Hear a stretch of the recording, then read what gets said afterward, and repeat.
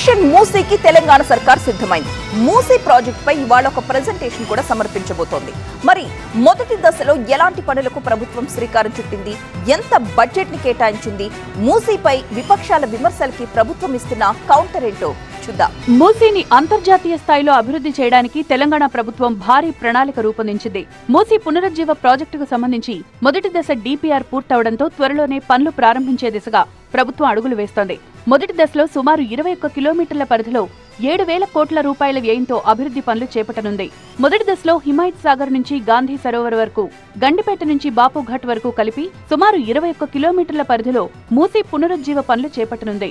1908లో హైదరాబాద్ ను వణికించిన వరదలు భవిష్యత్తులో రాకుండా ప్రత్యేక రక్షణ వ్యవస్థను ఆపరేషన్ మూసీ ద్వారా నిర్మించాలని ప్రభుత్వం భావిస్తోంది. 1,50,000 క్యూసెక్కుల వరద ప్రవాహాన్ని కూడా తట్టుకునేలా నది ఇరువైపులా భారీ నిర్మాణాలు చేపట్టాలని అధికారులు ప్రణాళిక రూపొందించారు. అలాగే మూసీలోకి మురుగునీరు చేరకుండా భారీ ట్రంక్ లైన్ పైప్ లైన్లు ఏర్పాటు చేయనున్నారు.